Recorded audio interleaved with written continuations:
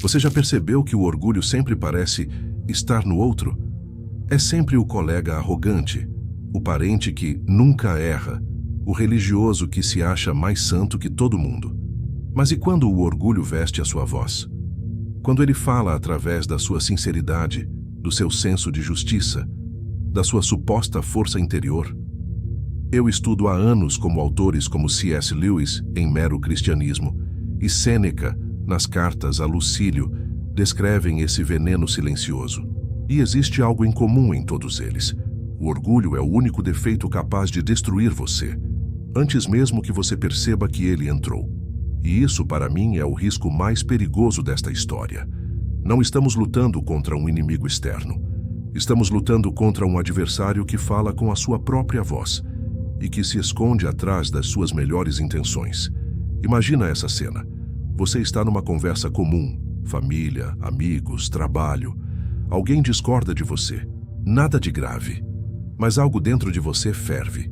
Seu tom sobe um pouco. Seus argumentos viram armas. E no fundo, lá no fundo, você não quer estar certo. Você só quer não parecer menor. Todos nós já estivemos aí, empacados naquela sensação amarga. Como assim me desafiaram? Como assim não perceberam que eu sei mais? Como assim não reconheceram o meu valor? Mas é justamente aí, nesse ponto cego, nesse reflexo rápido, que começa a história deste vídeo. Até o final, eu prometo te entregar uma recompensa verdadeira. A capacidade de enxergar o orgulho em si mesmo com uma clareza que talvez você nunca tenha experimentado. Não para se culpar, mas para finalmente entender onde começa a sua força interior e onde ela tem sido sabotada. Então me diz, e se a verdadeira queda não fosse perder algo, mas perder a si mesmo enquanto tenta provar que é forte? Vamos entrar juntos nessa reflexão.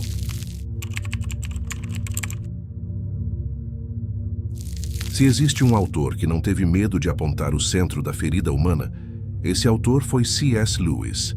Em Mero Cristianismo, ele dedica um capítulo inteiro a algo que chama de o grande pecado. Não a ira, não a luxúria, não a avareza, mas o orgulho. E Lewis não exagera. Ele diz que o orgulho é o único vício capaz de transformar até a virtude em veneno. A humildade vira performance, a fé vira competição, a bondade vira moeda de troca. E a religião? Essa então pode virar palco para quem mais quer parecer santo e menos quer ser transformado. Lewis afirma que o orgulho é completamente anti-Deus, não porque Deus ficaria ofendido, mas porque o coração orgulhoso não consegue dividir espaço. Não há lugar para outro, nem para Deus, nem para o próximo. É como se o eu crescesse tanto que expulsasse tudo e todos do ambiente interno. E o mais assustador, o orgulho é competitivo por natureza. Não quer ser rico, quer ser mais rico que alguém. Não quer ser inteligente, quer ser o mais inteligente da sala. Não quer ser espiritual, quer ser melhor que todos os outros peregrinos. Você já sentiu isso? Uma comparação silenciosa que nasce do nada? Um incômodo quando alguém progride mais rápido do que você? Ou aquela satisfação secreta quando alguém falha? Só um pouquinho.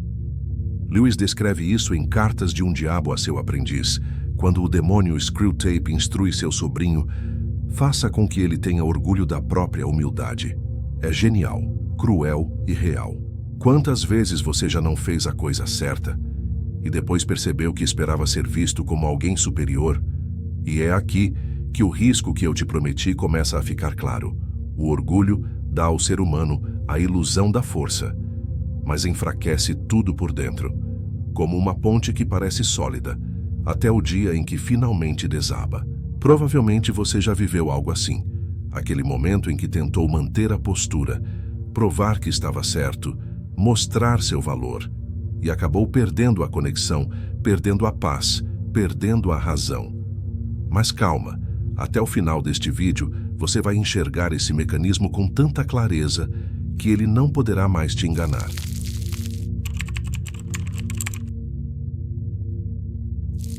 Se Lewis fala do orgulho como ruptura com o divino, Sêneca fala do orgulho como ruptura com a realidade. E para ele, Não há queda mais dolorosa do que aquela que nasce de uma ilusão sobre si mesmo. Sêneca, nas cartas a Lucílio, insiste que quase todo o sofrimento humano vem de um erro de avaliação, uma leitura equivocada sobre o que somos, sobre o que podemos, sobre o que realmente tem valor. E o orgulho, segundo ele, é exatamente isso, uma opinião inflada sobre si que não resiste ao menor contato com a vida real.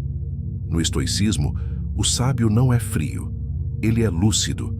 Ele sabe que elogios são vento, aplausos são ecos e que nada disso sustenta alguém por muito tempo. Por isso, o orgulho é visto como uma paixão desordenada, um apego ao parecer que nos afasta do ser. Sêneca usa uma imagem poderosa.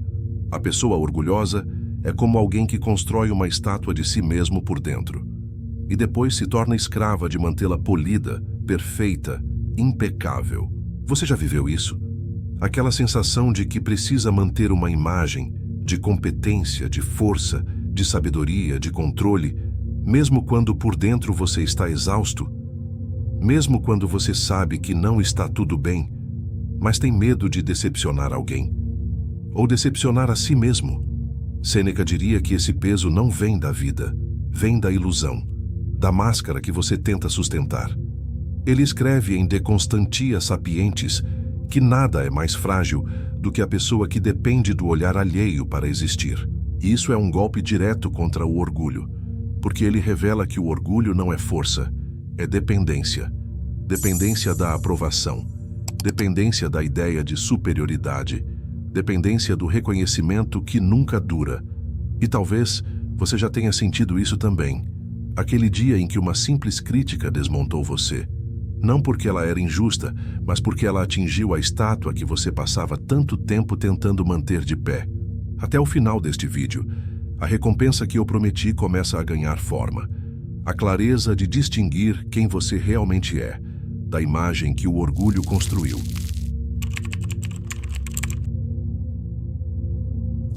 Antes de qualquer desastre externo, antes da briga, antes da perda, antes do colapso emocional, a queda já começou por dentro.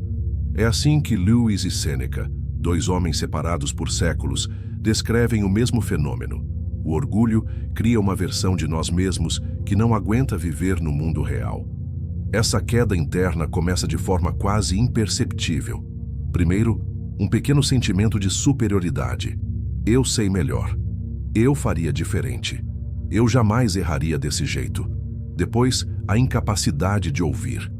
A opinião alheia vira ameaça. A correção vira ofensa. O silêncio do outro vira desrespeito. E então surge aquela fúria contida. Não uma explosão evidente, mas um ressentimento silencioso difícil de confessar. Como ousaram me contrariar? Sêneca, em De Tranquilitate Animi, descreve essa inquietação interior como um mar revolto que a pessoa tenta disfarçar com uma postura firme. Por fora parece força. Por dentro é pânico, um medo enorme de ser visto como pequeno. Lewis, em O Grande Abismo, mostra almas que preferem viver numa cidade cinzenta e solitária a admitir um erro. E não é assim na vida real. Quantas relações se quebram não por uma grande falha, mas por um eu não vou pedir desculpas primeiro? Quantos casamentos, amizades, equipes, comunidades não derretem por causa do orgulho disfarçado de dignidade? Agora imagine uma cena que talvez já tenha sido a sua. Aquele momento em que você sai de uma discussão e, mesmo tendo ganhado, vai embora se sentindo vazio, como se algo tivesse sido perdido. Porque talvez você tenha vencido o argumento, mas perdeu a conexão. Essa é a queda invisível. O orgulho não destrói a vida de uma vez. Ele destrói aos poucos, corroendo a paz, a escuta, a honestidade emocional. E aqui, mais uma vez, eu te lembro da recompensa que te prometi. Entender onde essa queda começa para que você reconheça quando ela está tentando te capturar de novo. Porque perceber o orgulho no instante em que ele desperta é a primeira verdadeira forma de liberdade.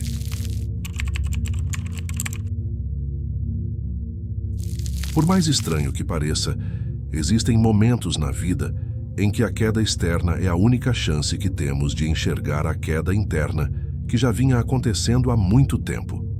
Lewis diz, em The Problem of Pain, que a dor é o megafone de Deus para despertar um mundo surdo. E Sêneca, em De Providentia, afirma que os deuses treinam os seus preferidos através das dificuldades, não para destruí-los, mas para revelar a força que eles nunca teriam descoberto sozinhos. O orgulho teme o fracasso, mas é justamente o fracasso que derruba a fantasia e deixa à mostra o que ainda pode ser reconstruído. Pensa em um momento da sua vida em que tudo parecia sob controle, até que não estava mais. Aquele emprego que ruiu, aquela amizade que se quebrou, aquela discussão que você perdeu o controle, aquela notícia que te fez ajoelhar no chão, não de fé, mas de choque. Nesses momentos, você não escolhe ser humilde. A vida te coloca de joelhos. E pela primeira vez em muito tempo, você vê a própria fragilidade sem filtros. Sêneca chamaria isso de o início da sabedoria. Lewis chamaria de o início da graça. E talvez tenha acontecido com você assim. Quando perdeu algo que o orgulho tentava segurar, algo inesperado apareceu. Um pedido de ajuda, um abraço, um insight, uma oração sincera que você nunca tinha conseguido fazer antes. É como se na rachadura entrasse luz. Não a luz do triunfo, mas a luz da verdade. E aqui está o ponto mais profundo deste capítulo. A humilhação não é o fim do orgulho, é o início da liberdade. Quando a dor desmonta a imagem que você criou, surge uma chance rara de voltar a ser quem você realmente é. Sem máscaras, sem grandeza forçada, sem essa necessidade insuportável de provar algo. E essa chance, embora pareça dura, é a porta de entrada para a recompensa que te prometi desde o início. Uma força interior que não depende mais de aparência, comparação ou vitória. A força que nasce quando o orgulho finalmente cai.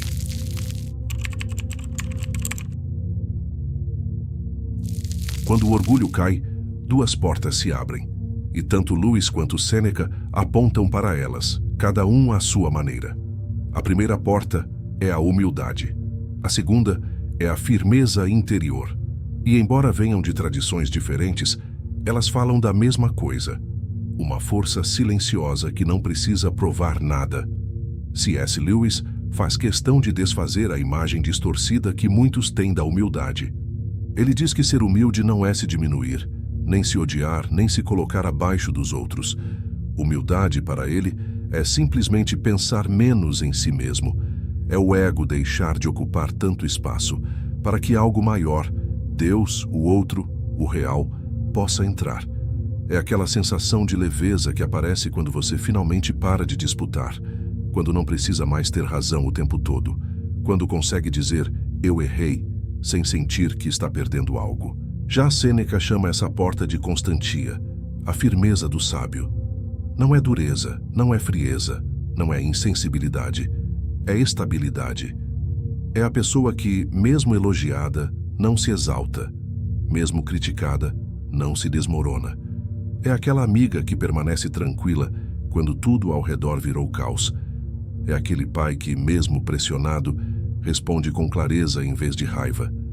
É você, naquele dia raro em que, mesmo provocada, escolheu não entrar no jogo. Tanto Lewis quanto Sêneca concordam. Quem não depende da aprovação dos outros é livre. Livre para amar sem negociar valor. Livre para ajudar sem precisar ser reconhecido. Livre para perder sem se sentir diminuído. E talvez você já tenha experimentado esse momento.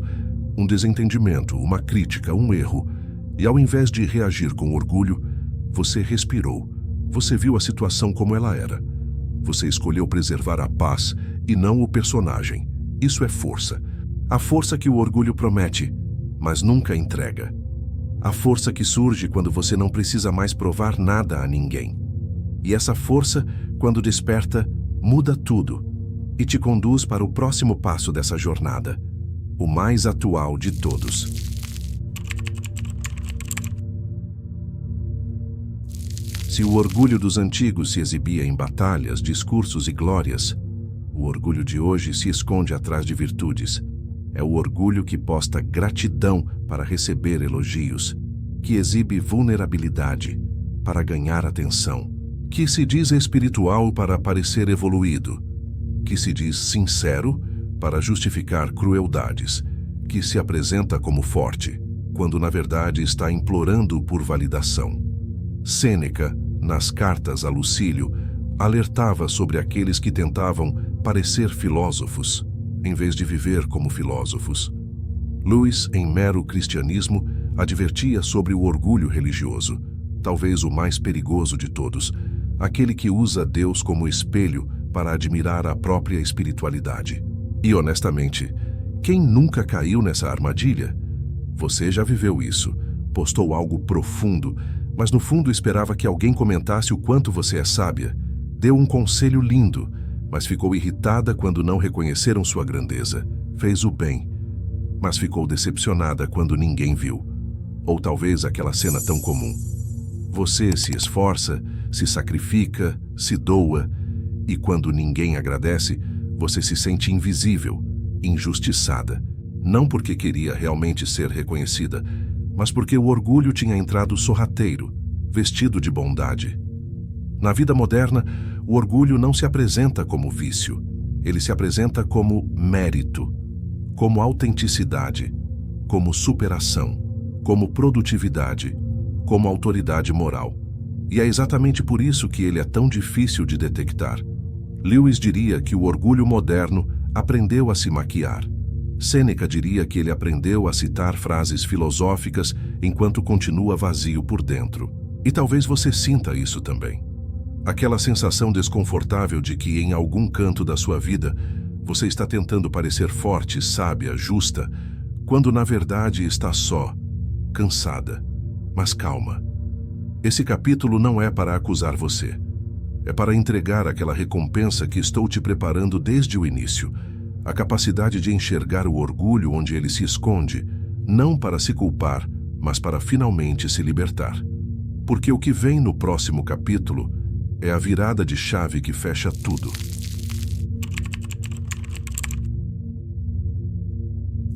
Depois de tudo o que vimos, Lewis, Sêneca, a dor, a máscara, a queda, resta uma pergunta final. Uma pergunta simples, mas profunda o bastante para reorganizar a vida de alguém. E se a verdadeira grandeza não fosse subir, mas descer? Lewis diria que descer é abrir espaço.